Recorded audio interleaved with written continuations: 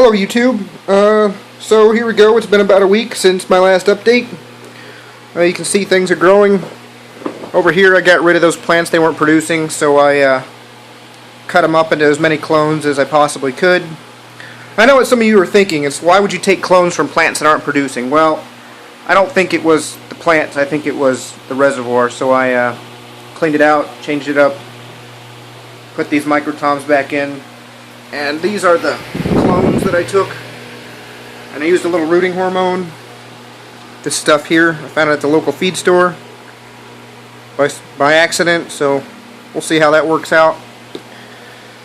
All my basil clones are doing very well. Every single one of them is taken. Look at those awesome roots, nice and white. I can give you a better view from underneath. There we go. Look at all that stuff. Every single one of them took, and I didn't use any rooting hormone on that. But of course, as you know, basil is indestructible. So here's the basil that I clipped up last week, the cinnamon basil, and it regrew every amount that I cut. So I might take some more clones off of that. The sweet basil is going to get cut this week. I'll make clones out of that.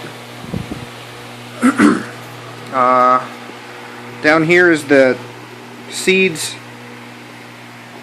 They're still not doing very well. They're starting to yellow out, so I made a mild nutrient solution from Miracle-Gro. I'm not a very big Miracle-Gro fan, but maybe it'll help the leaves come back to color. Over here, I started up a whole bunch of tomatoes in this. We'll see how it does, and I got some new potting soil. It's not potting soil, it's a seed starting soil. And I sieved out all the super fine bits so that the plants don't have trouble pushing through. Here's that big ginormous one that's been doing the best so far. There's a bunch of tomatoes and some down there, and the bottom isn't doing too well, but that's fine. The top is doing great. There's my purple basil. It's not growing near as fast as this other stuff is, but that might just be the nature of the beast. Here's the new one with my my brandywines in it. There's still no, and here's the roots. I mean, they're very white. Look at that. The video does not do it justice, but nevertheless, there it is, and they're doing very well. The sweet millions back there, they're just not making it, so I think I'll pull those out and replace them with one of these clones over here. And then, let's see, we'll go around to the back side and look at the peppers.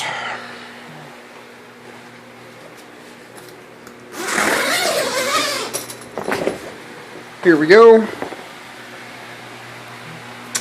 The peppercini plant that I put in there's got some leaf curl going on. I don't know what's causing it, because all this jalapeno and this tomato are in the same system and they're doing alright.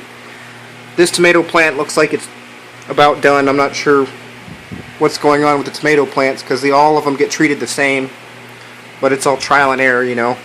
I get great growth, but my fruiting isn't always the best.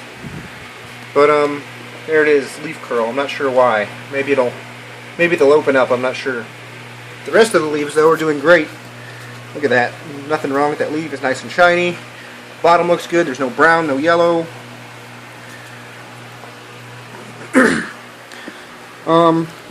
I figured I might take a clone today or two, show you guys how that's done. I'm sure there's tons of videos out there, but I figure I'd just throw it in mine. So I'll be right back. Alright, I'm back. So here's what we got for our tools. This is my CO2 generator, by the way, that comes in here, goes through the back, and I attached it right here to my fan. Anyway, here's my rooting solution, or rooting powder, hormone. I got these grow plugs. I forget what they're called. They're rapid rooter starter plugs. So, and I got my scissors here. So let's make some clones. So if you look very closely, you can see the stems, you can see the leaf. Right here, that's a leaf. And then this right here is new growth. So we'll cut right above that. Right there. Boom. One-handed. Alright. go into a little bit more detail about that. So if you look, you can see the new growth. Focus, focus. And then here's the old leaf right here. So we're going to clip off the old leaf, and we're going to leave the new growth. So I'll be right back with that. So here's the clones that I took. I clipped it off and I pulled off the old leaves. You can eat those later. And I left just the new growth and the stem, and I cut it at a 45-degree angle. So I'm going to dip this stuff in the powder. There it is, powder. And then you take it and you shove it in the grow plug. Boom, in the grow plug, and you drop it right into the system. And you repeat that for as many times as necessary. And you don't have to have those completely submerged, just as long as the bottom of the grow plug here is touching water, the rest of it will absorb water.